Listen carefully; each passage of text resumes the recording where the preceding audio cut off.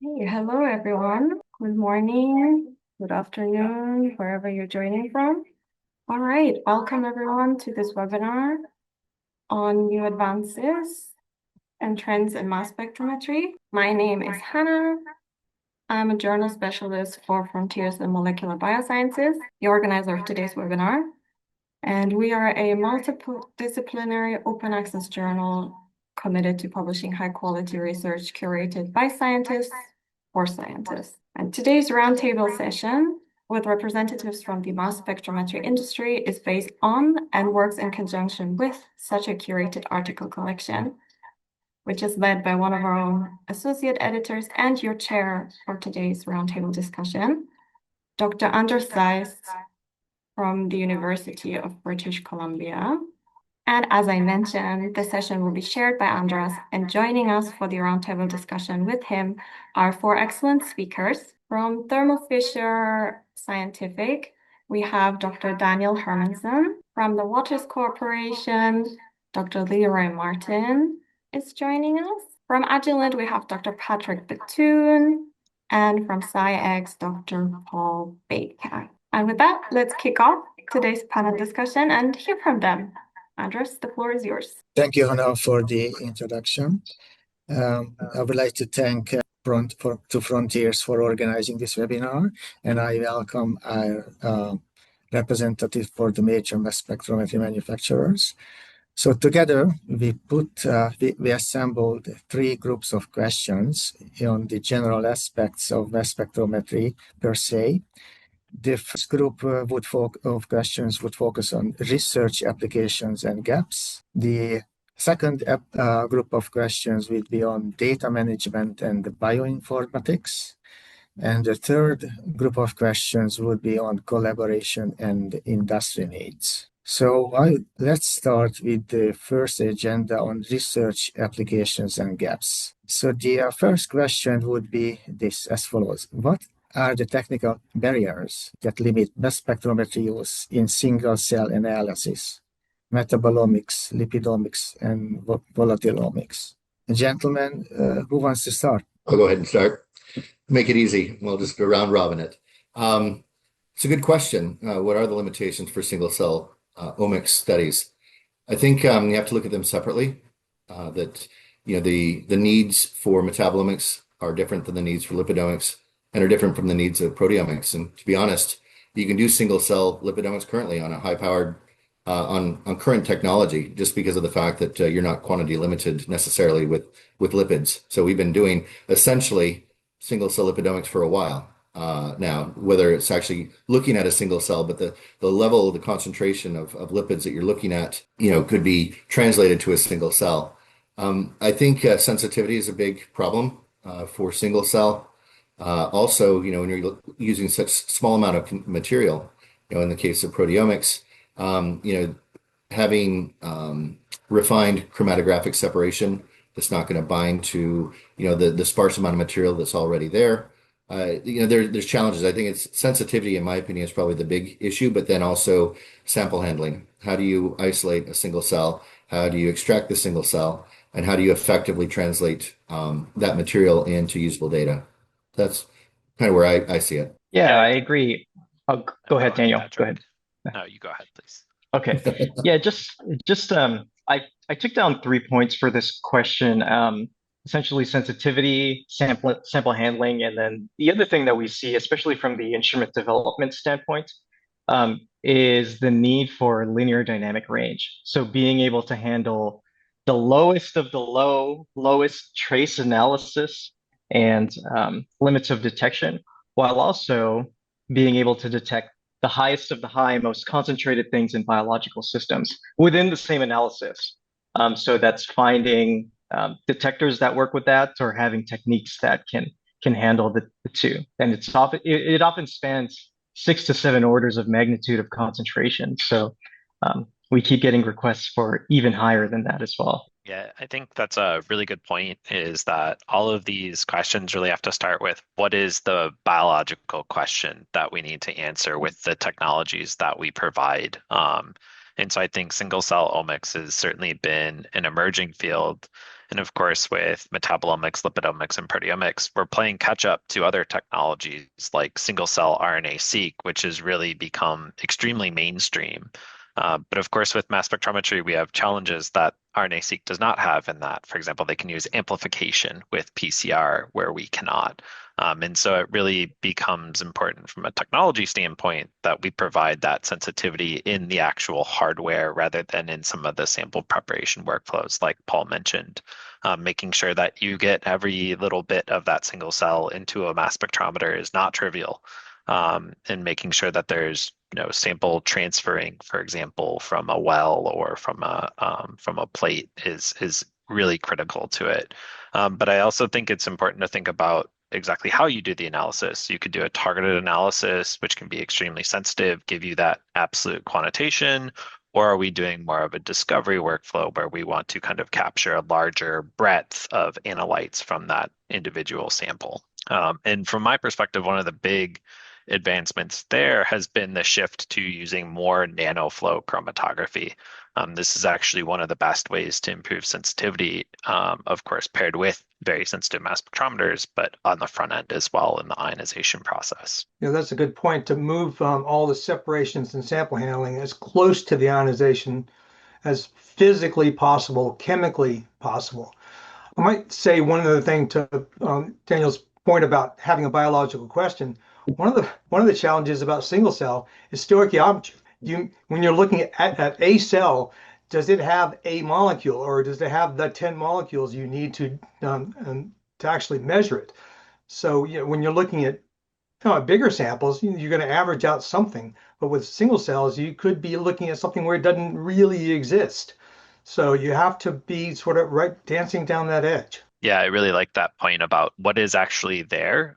So I really like Paul's example of lipidomics, where we've actually kind of been doing single cell lipidomics, but I would say even subcellular lipidomics all along, because certain lipids are only present in certain subcellular compartments or are highly enriched, like cardiolipin and mitochondria, for example. It's not actually appreciated in a bulk sample maybe, but it is truly subcellular measurements in many times in what we're actually measuring. I love that point, Roy. What I'm trying to get my head around is single cell analysis and volatilomics. So how can we determine VOCs generated by a single cell? That would be a very one to tackle. Well, it's a combination of what we just said, what Patrick said about having good dynamic range. I mean, your signal has to correlate to your number of molecules. And then, does your sample have that sample have those molecules?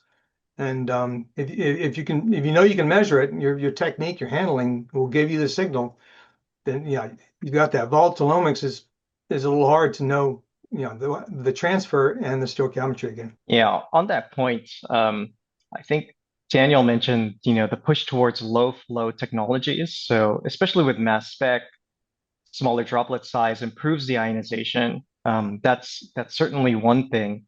Another thing is that the ionization process itself is starting to come into light. How do you make these really unique and interesting biomolecules that also compete for ions themselves or compete for the charge? How do you ionize everything? And then comes the challenge, if you ionize everything, how do you prevent them from interacting with each other? So those are some of those huge technical barriers that we're already thinking about, beyond just the typical standard electrospray, nano electrospray, microflow electrospray.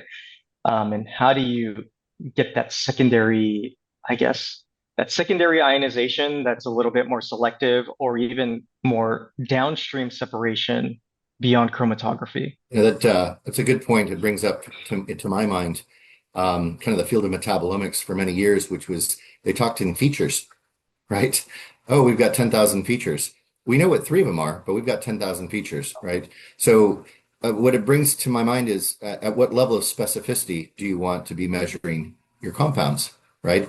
A mass spec is going to generate data if that light's blinking, but what does that data mean, right? So if we're doing single cell metabolomics or lipidomics or proteomics, are we trying to identify?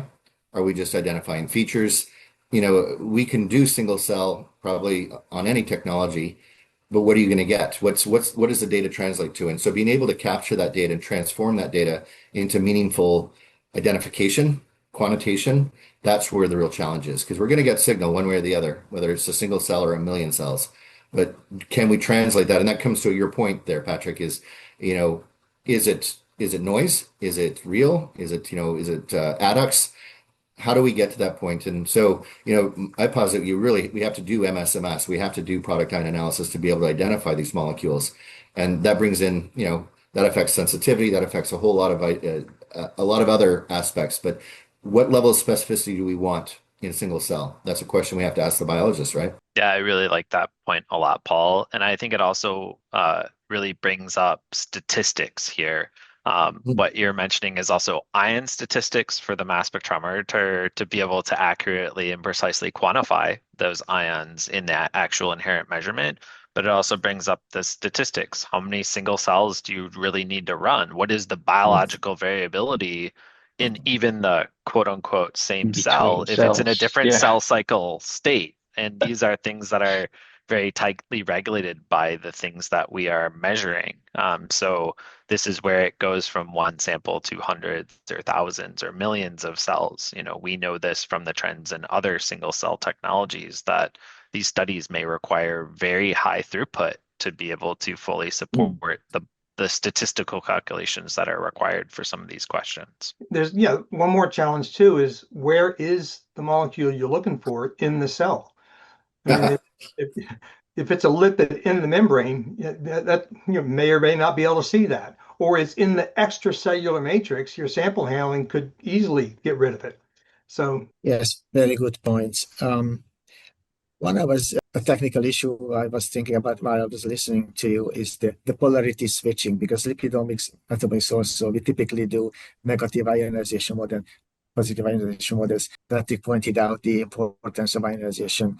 I'm not very big fan of the polarity switching because it somehow it doesn't provide us a comprehensive data. It's running in the single ionization mode and repeat the analysis in the positive ionization mode. What do you have any input on those issues? why make an already complex hard experiment harder? Yeah, I would say that I would disagree with you a little bit on that point. And so actually it ties directly into single cell analysis. So ideally you shoot the one single cell one time. Otherwise you have to split it in two, right? One shot for positive, one shot for negative. So actually you're analyzing half a cell in positive and half a cell in negative.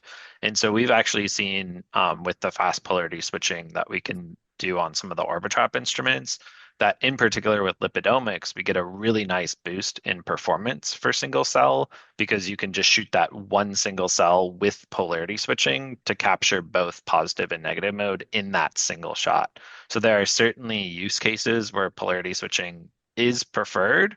But if you have unlimited shots of a sample, like in a bulk analysis, then of course you might do positive, negative. You might do reverse phase and Hillick and ion chromatography and gas chromatography and do this really comprehensive analysis to get as deep as possible.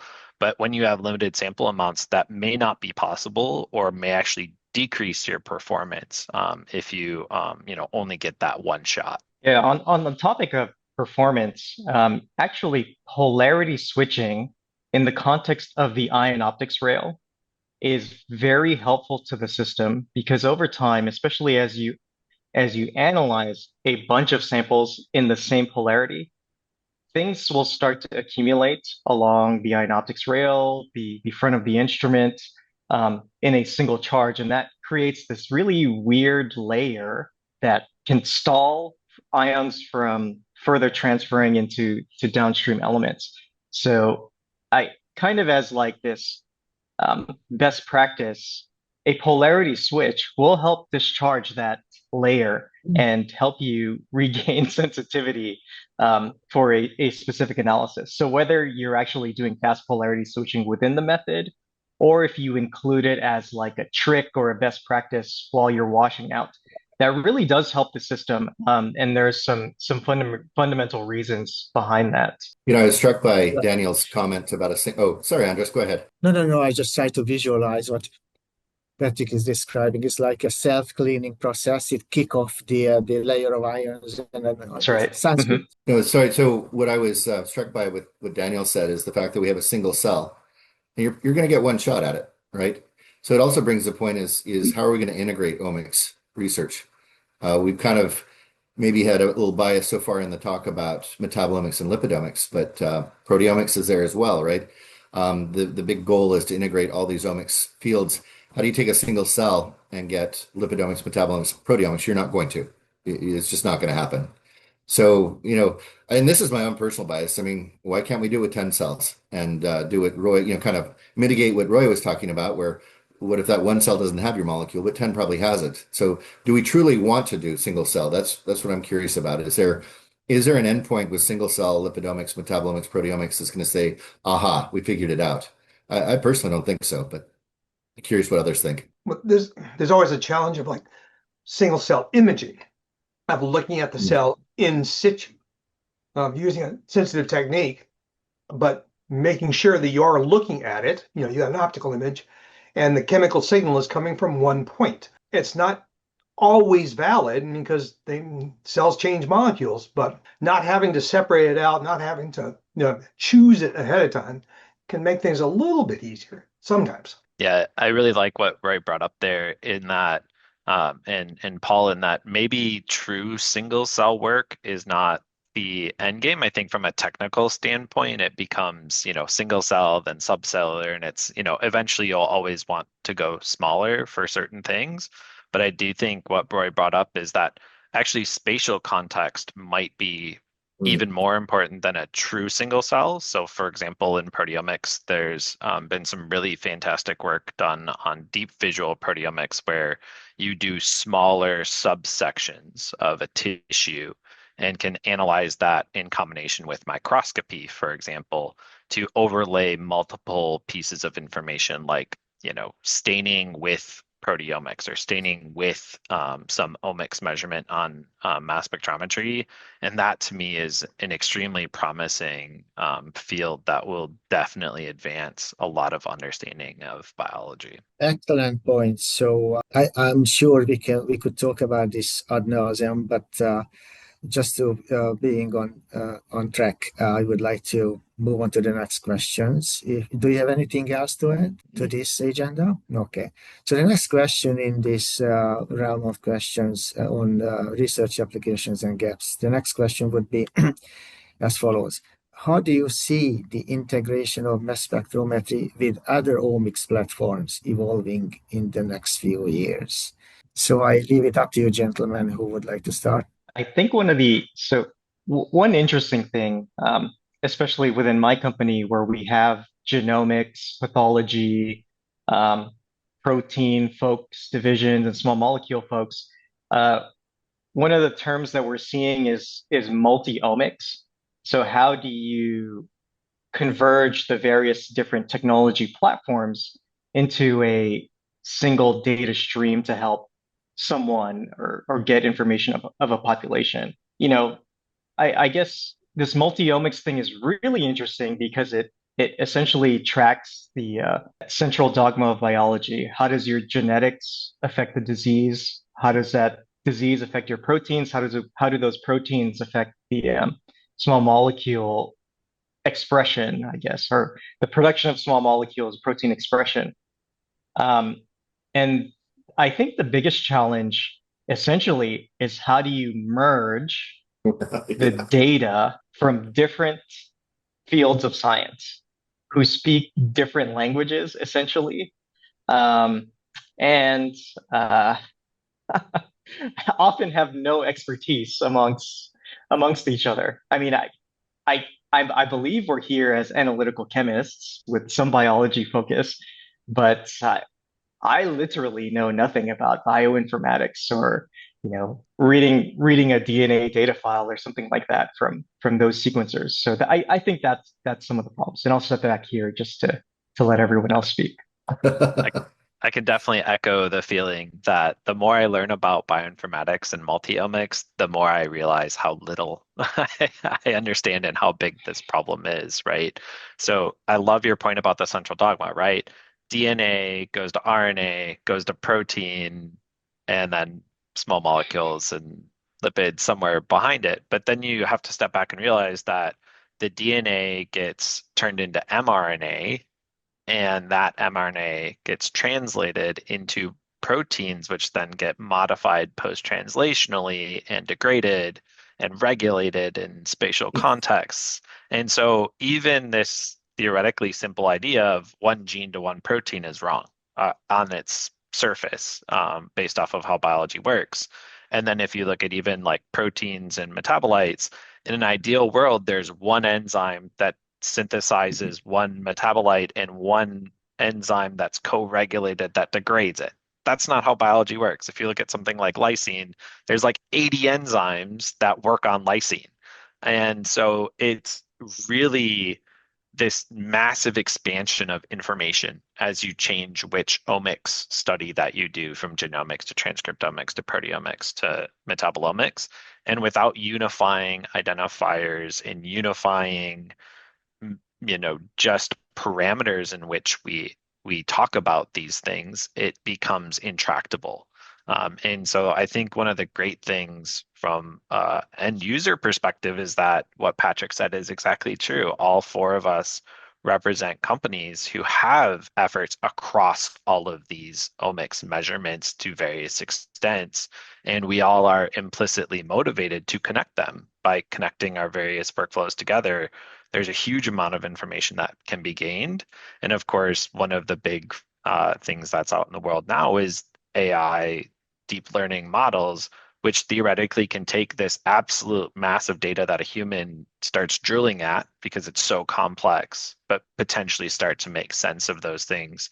And we see that, for example, with proteomics and transcriptomics with things like a UMAP and other visualization techniques. That's very interesting, Danielle, that you brought in AI, because I trying to wrap my head around the AI application and everything else. But in this multi-omics approach, it would be very interesting. Anybody has any idea how AI would plug in orthogonally to the multi-omics science? Well, I think that's part of the power of AI is there's always a desire to do things in an unbiased and unsupervised way. So for example, in untargeted work, there's a lot of use of, say, a PCA plot, which is unsupervised, but some people also prefer like a PLSDA, which is supervised. And there are various advantages and disadvantages of those two approaches.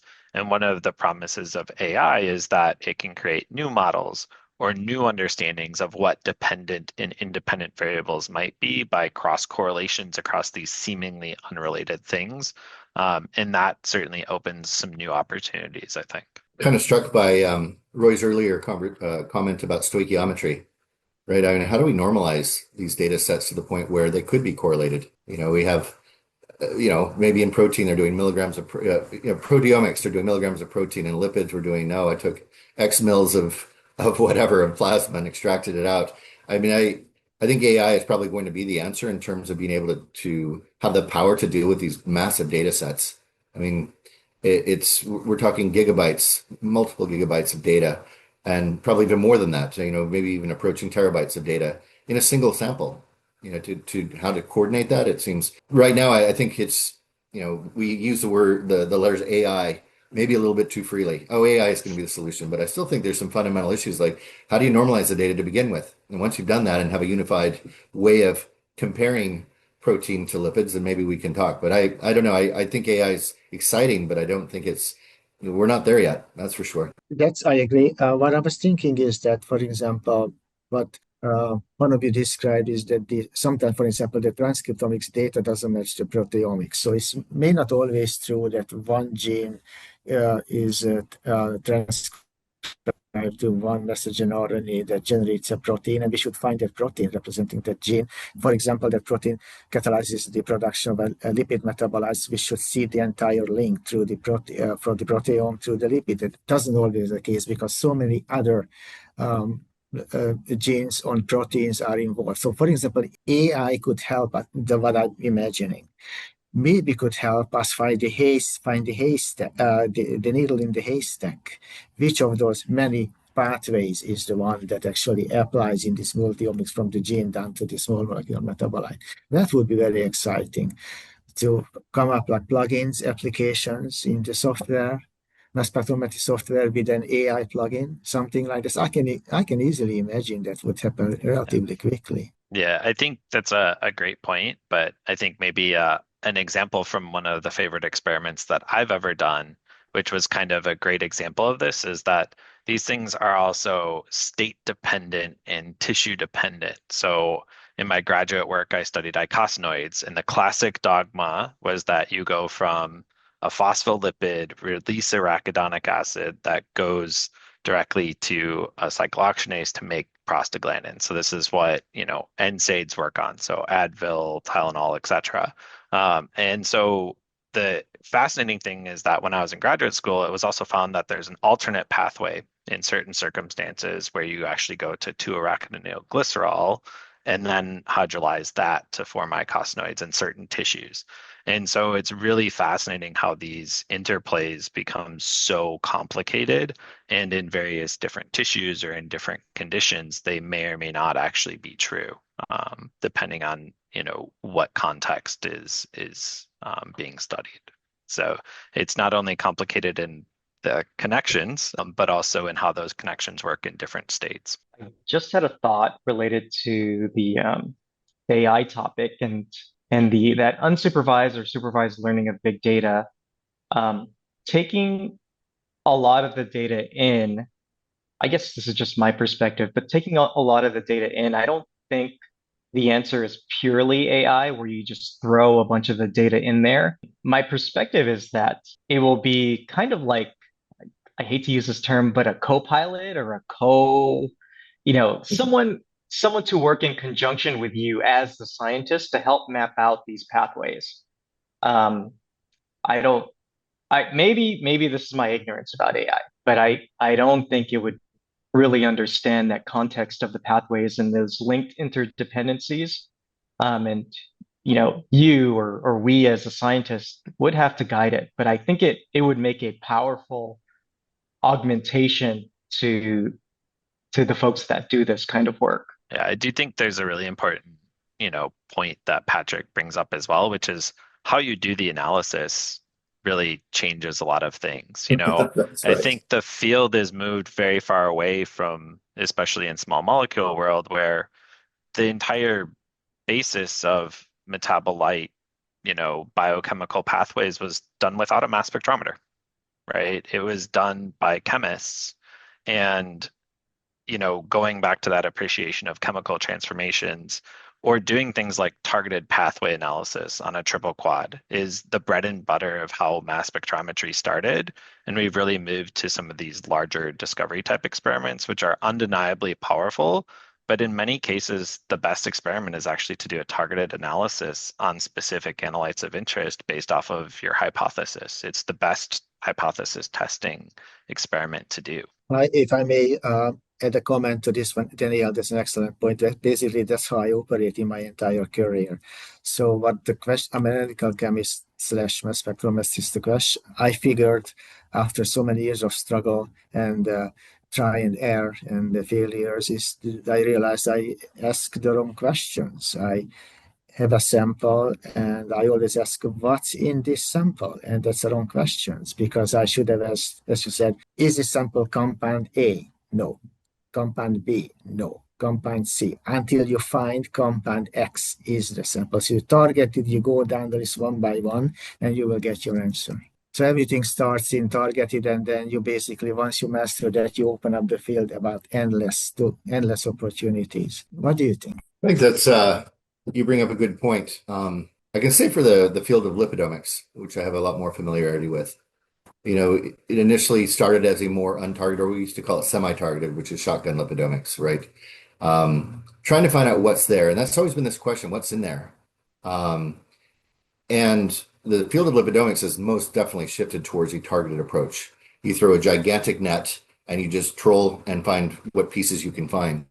And a lot of that has to do with the fact that, and this is also the case for metabolomics, is that, the data processing software is just not there yet. It doesn't have the capability yet to properly deal with isomers. And so, I still think at a fundamental level, I mean, here we're talking about AI and integrated omics, but we're still dealing with the struggles of actually how to do measurements effectively at the lipidomic level, metabolomic level, and proteomic level. I'd say proteomics is much more advanced in terms of but it's also, quite honestly, a simpler set of molecules to work with. You have 20 amino acids in sequence, you fragment them, you understand the sequence, you can, PTMs, we have tools that are there. It's still very, very complicated, don't get me wrong, but we're still trying to figure out how to do it right in metabolomics and lipidomics. Yes, that's true. Yeah, it's a very interesting subject, and I'm sure we can expand on it more extensively further on, but I would like to move on to the next group of questions. That would wrap up the first agenda item, research applications and gaps. And let's move on to the next group of questions, which is on data management and bioinformatics. So the question that we compiled is as follows. What are the greatest challenges in mass spectrometry data standardization and reproducibility? I leave it up to the group to answer. We've kind of done a good job of it so far. A mass spectrum is a mass spectrum, and it's got a certain parameters, TIC, ions, ion intensity, retention time, CCS if you've got it, and you measure and you report the fidelity of that particular measurement, and then how we know how to do that in a form like MZML. It's getting the whole world to look at it the same way we do. We're accountable for what comes off the back end of our instruments. Is everyone else who's looking at it have the same level of accountability to what they're going to do with that data, that piece of data. Yeah, I think I'd really give a lot of credit to the mass spectrometry community because it really has driven standardization. And so, for example, Paul brought up lipidomics. If you look at one of the things that actually produced me is the lipid maps concern. It came up with standard protocols. Here's the cell line. Here's how you culture it. Here's how you extract it. Here's a defined method with a defined setup, mass spec setup, and expected results, and nomenclature rules for how one should report these results. And so I think, examples of these span multiple omics fields. And I think really having that community-driven standardization is essential and really drives us as vendors to incorporate those best practices into any solutions that we offer or ensuring that we comply with those requirements.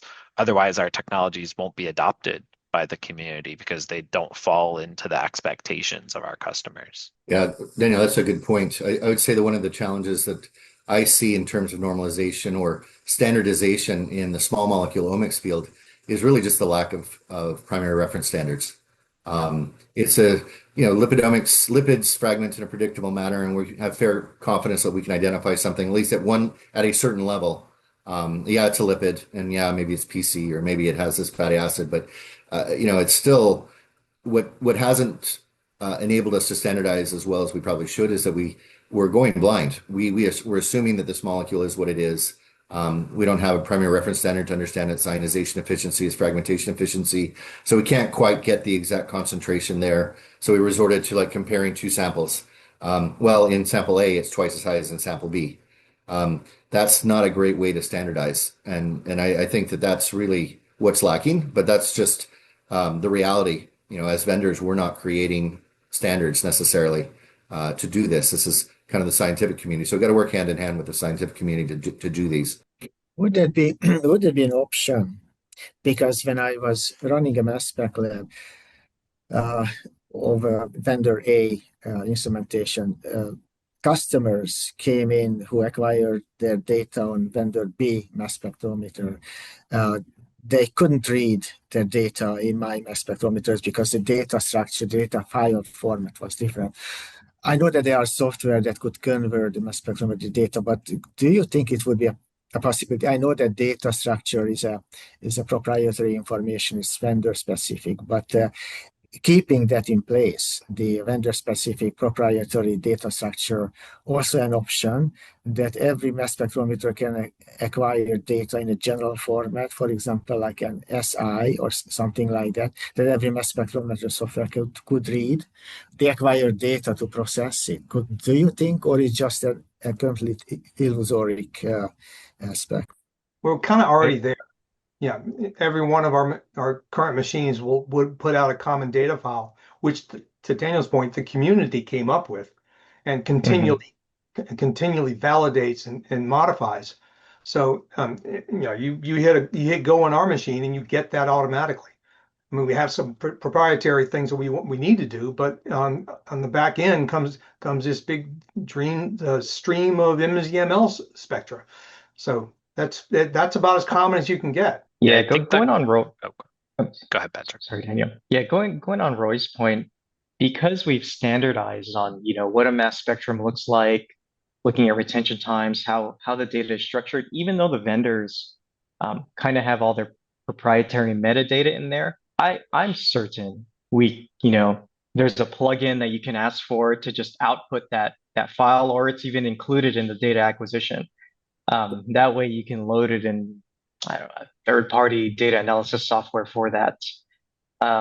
It just requires the pressure of the scientific community to keep the vendors honest about that and say, hey, vendor, we're looking to this modification to our universal standard file format. Just inform, keeping the vendors informed and making that request always is really helpful too. That's interesting you put it that way. You look at two of the probably bigger nonprofit, maybe more academic oriented software systems like Skyline or MS-DIAL. So MS-DIAL is taking whatever format, but see, they're the ones saying, okay, we can take .wif files, we can take files from any vendor. And the one thing I appreciate about MS-DIAL is they're accompanying everyone. They can do OAD-TOF data, they can do EAD data, they can do HVPD data. I think that's going to be the way that we unify. It's not going to be, the vendors, we're all in the same business, and it's highly competitive, right? We're not going to give someone the edge like, oh, you can use my data in your software. Well, that's just being realistic. But these third party, probably the non-for-profit companies like Skyline and MS-DIAL seem to be bridging the gap in a way that commercial software vendors are not able to. Yeah, I think it's really about enabling the community. So for example, I think all vendors basically provide a program that will read their native raw data structures into the third-party softwares. And so I think that's really the key from our perspective to let people go forth with that native data format. I think the one challenge with MZML, for example, is that anytime you convert data, it's not 100% perfect. And so that's always a concern.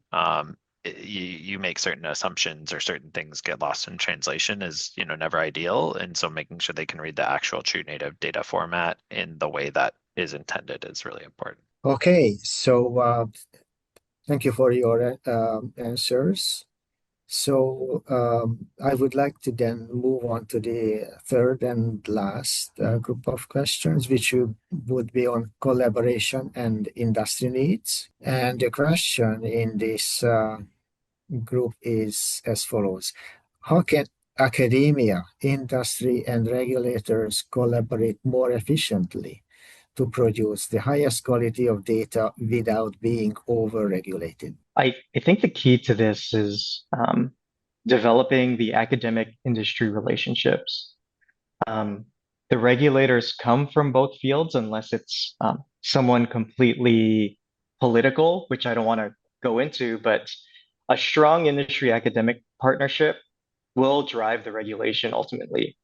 I guess from my perspective, the regulations often lag system development or method development. So as industry and academia partners, we can guide that essentially. And the regulation doesn't have to come from the government. There could be organizations that, set various standards and best practices. And going back to the previous question about standardization. And then, I don't want to, it's almost like king making, but not really, but having the various communities settle on what a best practice is or a method parameters, how to analyze a data file in a specific way is super helpful.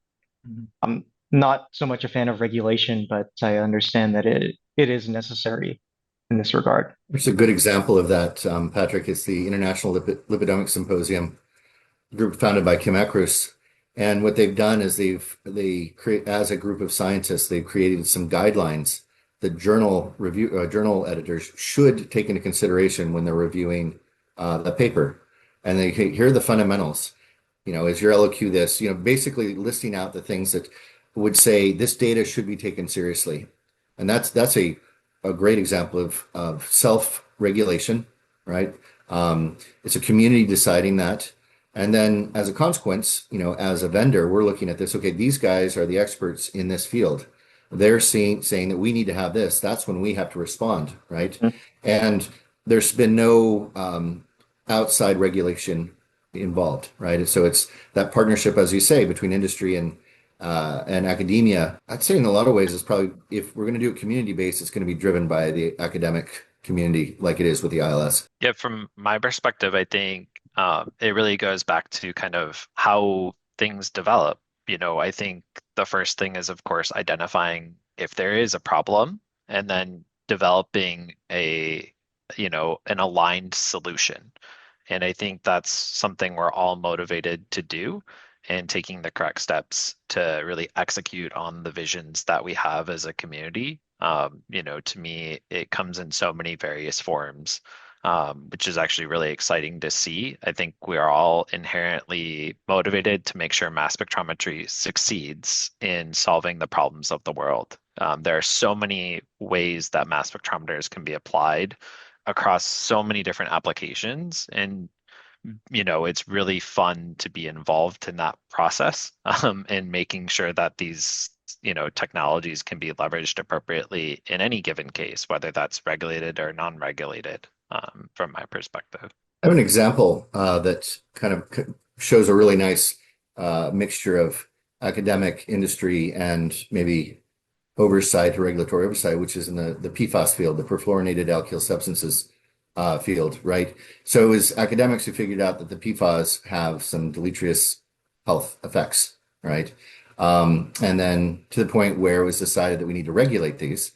And they issued several years ago that we need to be able to measure them at 4 parts per quadrillion. That's how important this is. That was a mandate. That was a regulated mandate. And us as vendors, we had to rise to the occasion and say, okay, we better have our mass specs sensitive enough to be able to measure 4 parts per quadrillion. So, that's just one example where I see that harmonization. Whether it's a good thing or bad thing, I'm not commenting. I'm just saying, but that is one example that I know of where we all got together and had to address an issue from different perspectives. But in the end, as vendors, we just have to come up with a mass spec that's sensitive enough to be able to do it on a routine basis. Yeah, I agree. Where regulators can come in and help drive the science is if they come in by providing moonshot initiatives, like Yeah. setting really aggressive goals rather than being behind, being ahead. And yeah, I think that's where this can work. If they're always behind, then they're behind. That's about leadership. Yeah. Yeah. Yeah, I think it's super important, especially if it comes to the regulated spaces, that there are clearly defined metrics that need to be achieved. I think like the EPA guidelines in the US, for example, are a very good example of this is the line. If you're not at the line, you're not good enough to satisfy those regulatory requirements. And so I think to me, that's really essential from a vendor perspective to have a goal that you have to reach in defining that performance requirement. Mm-hmm. If I may add, from my experience that I spend my life in the method development and validation according to regulatory guidelines, the GLP and GMP companies, compounds are different. What we used to call a good compound that collaborate with you, it's very easy to meet the acceptance criteria. For example, this plus minus 15% accuracy, LOQ plus minus. And there are other compounds who just evade you and do everything not to meet that criteria. So it looks like every compounds has a personality, so to speak. That's the best way I can describe. Okay, to bridge that, to link that information to the regulators. So you simply cannot validate every single compound. I found compounds that were validated very easily with this FDA bioanalytical method guidance to the industry. Very easy to validate. Other ones we couldn't validate because it failed everything all the time. But we still want to be compliant.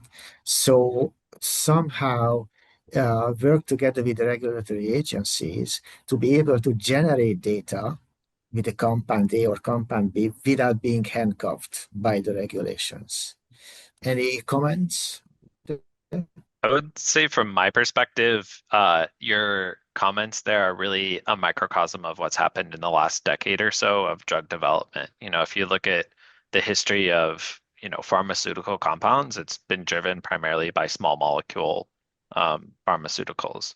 But of course, over the last, decade plus, we've really incredibly advanced the complexity of biotherapeutics, whether those are antibodies, antibody drug conjugates, oligonucleotides, mRNA, and adenoviruses. So these different analytes are different beasts and have very different analytical requirements to analyze and validate, as well as, of course, produce in the first place. And so I think it's been pretty incredible to see the exponential growth in complexity that needs to be analyzed within these environments. That's an interesting point, Daniel. I mean, as a vendor, I think what the end user wants is a Swiss Army knife with can handle all of these different permutations. We're going to be able to do it.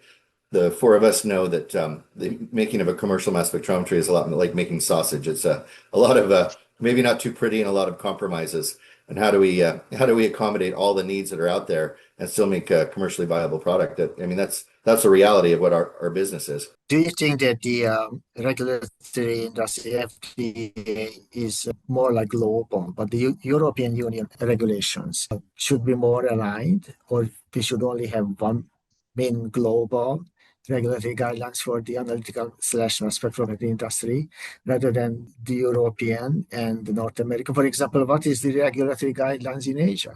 Which one do they follow? Do they have their own? I don't know. I only work with the FDA guidelines North America. That would be, should we work towards having a one global? I'm not able to comment on regulatory methods at all, but once somebody comes up with a standard somewhere, everybody else has to match at some point. So it likely depends on the how big the market is where that regulation happened. If it happens in North America or EMEA, it probably gets a little bit more attention in terms of how we're going to design our instruments to meet that thing. If it's maybe someplace that has a low market share, and that again, that's the realities of our business, right? It's very expensive to create these instruments, and we're going to respond. But I personally don't know the motivations of why they decide to respond one way or the other. But being maybe cynical, it might be directed by that. I don't know. Yeah, I think from like a vendor perspective, I would apply like the highest bar, from like a design standpoint. What's the highest bar you're going to have to jump over with that product? And so it becomes like what's the strictest that you need to surpass from a design standpoint, regardless of where it is. With, of course, Paul's condition there of, is the market big enough to make it worthwhile to do this from a vendor perspective? And that could be financial or it could be ethical.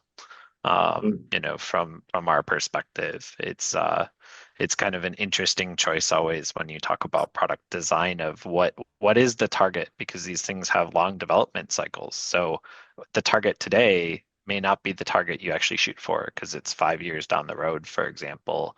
And so there's a very interesting interplay of what we have today, what we have next year, and 5 years from now. And these are very crystal ball questions that you have to see where it is today and where it will be in the future, with a lot of uncertainty in many cases. Yeah, going back to the comment about, coalescing, the various regions coalescing on one standard method.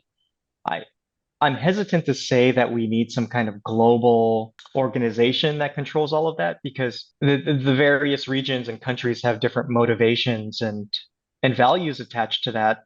So what Daniel is saying is that the vendors always try to reach the highest bar, and that's something that we always try to do. So because if we get there, then everything else kind of just falls in place. It can be adapted to. It's I definitely also a tough would, question. yeah, I would also comment that standardization is both a good thing and a bad thing. So, my favorite example of this is even in like a fairly well-established field like lipidomics, for example. You would assume that the community agrees that this column in this chromatography method is the best for this specific class because it's been done for decades at this point. But it is always shocking how unstandardized we are, even on such a simple choice, let alone what mass spec to use or what parameters on that mass spec to use and how to use it. And so I think there's always a need, especially on the vendor side, to enable that creative and flexible nature, as Paul said. Everyone wants a Swiss Army knife. And so there's this incredible interplay between standardization so that anyone can walk up to a mass spec and get a good result, and flexibility that the absolute expert can get their exact experiment to the best performance possible for their need. And so I think that's also critically important as you look at, either regulatory environments or standards or getting to that highest bar of performance. So I think that's a really important design concept as well. It's a very good point, Daniel. I completely agree with you. What I have uh, observed and visualized for the future, the practice so far has been something like this. So a pharmaceutical company or a research lab had a so-called mass spec guy who everybody looked up like a demigod, and that person could develop methods, validate compounds, everything. But to develop a person like this, it takes a lot of time, long learning curve, and there's no guarantee. Somebody you start with because looks good in the beginning may not be that great as you expected. So why not? I'm a mass spec vendor. Think this way. Why don't I, in my company, develop my in-house mass spec expert? We develop the method, validate the method, and those validated method comes with my mass spectrometry product that I can sell you. And I guarantee with my machine, with the validated method, coming with the method will meet the regulatory compliance criteria everywhere in the world. That, I think, slightly the direction may be going. What do you have any comments on that? Well, I mean, those exist, right? There's medical As if, devices. There's, medical devices are there. They have to meet very strict regulatory requirements. All of the vendors have medical devices that are validated for a particular thing. But the problem is that those very expensive development processes are created for perhaps one or two compounds. And everyone's like, well, I want to look at this compound and I want to look at this. That's where the problem comes in. How do you choose? How do you follow regulatory guidelines and say, okay, we've got a validated method. Here you go. They say, well, I don't want to look at vitamin D. I want to look at this molecule. That's the problem. But those instruments exist with all vendors. We have medical devices, but that's the only industry that I know of that we're really following that very closely in that regard. I think there are also solutions in non-regulated spaces. So, for example, I know Paul did a lot of work on the lipidizer, for example, which is kind of a tailored solution for lipidomics. I know maybe Patrick worked with like some of the development technologies on Agilent triple quads that are built to streamline method development, or Roy might have worked with like the BioAccord, where there are tailored workflows in biopharma. And of course, at Thermo, we have specific workflows as well for various, key workflows that we see as emerging, fields where that turnkey solution is required, as opposed to the more expansive academic effort of one instrument to do everything. And I think that is certainly an important part of the industry as well. But you brought up a good word there, Andras, though. You said validated. That's very expensive to validate. I know. A but lot of vendors say, here's the method, you can do Yeah. what you want with it. yeah, I know, but to me, it looks like that it's the big upper hand. It compartmentalizes this whole thing. So, for example, vendor A, you will be the Ferrari of triple quad mass spectrometer for targeted quantitation. vendor B will be the king of high resolution mass spectrometry. And the vendor B, you would be good for everything and everybody would love you. So it's compartmentalized. I would say though, I think your proposal is a great one, and I think there is a convergence to kind of some out-of-the-box solutions for a lot of what is now more established workflows. But I can certainly say from the vendor perspective, the absolute worst thing we could do is tell you that this instrument does this thing and it doesn't in your case. Yeah, that will exactly. absolutely be unacceptable on both sides, and that requires a lot of effort to validate that will not happen. Exactly, but it would all serve our common love affair with mass spectrometers. We all work toward that goal. So poll questions and sport questions. So basically, compound group A would vendor A would tackle, in the compound group B another vendor. So I'm a customer. I should be able to find more or less my compound in the mass spec vendor field arena, unless with exception some few examples. Then you come in with a targeted expert who makes that development for you. It's very exciting discussion, gentlemen. I really enjoy it, but we have to conclude our discussion and move on to the questions and answers to be on the time schedule. So I would like to read off one of the questions that we received. It goes as follows. Can you comment on sensitive DNA or RNA sequencing using mass spectrometry? What is in the way for mass spec to catch up with Oxford, Nanopore, or PacBio? They're different technologies.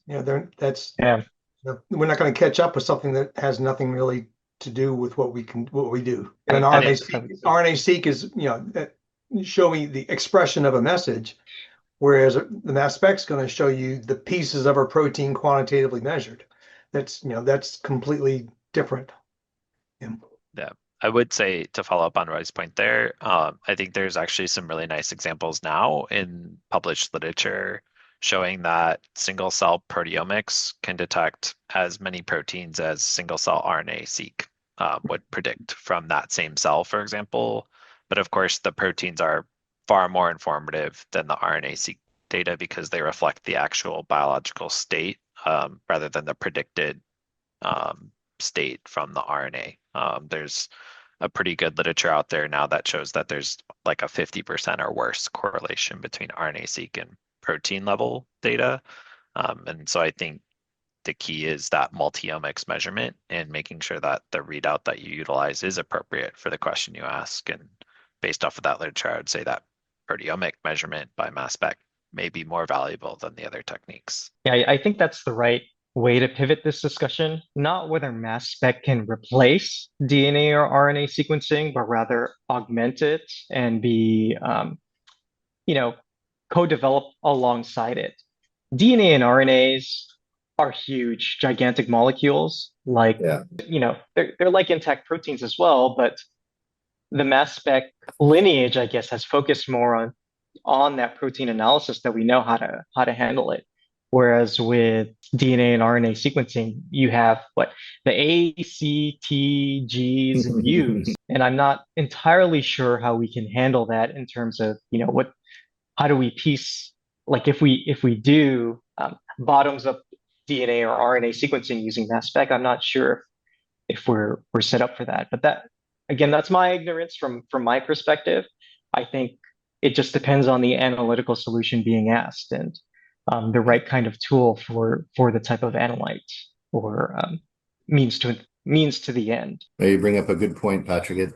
I think it's emerging, the use of mass spectrometers to sequence RNA and oligonucleotides, but it is challenging, and so things are lacking. The mass spec can do the experiment. There's no question. All of us can do the experiment, but then how do we process the data? How do we reform that oligo to understand what it is? So I think it's in its early stages. We're certainly not going to replace anything at this point in time. Yeah, not to discount the question. Perhaps it may in 5, 10, 20 years, but at this point, I don't see it. Okay, next question for lipidomics scientists. What do you think the current biggest challenges are in glycomics and more specifically glycoproteomics from the instrument's perspective.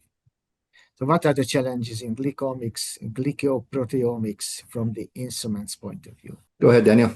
Yeah, so I can talk about that one. So I think glycomics and glycoproteomics are really interesting fields, but they've kind of been less prioritized in like the general space compared to some of the other fields. I do think there's an emerging interest in them now that, if you look at the progression of proteomics, it really kind of started out with, what are the base unmodified proteins. And now we've definitely moved towards post-translational modifications, which is a huge advantage of mass spectrometry over other technologies. And glycoproteomics is certainly critical to that.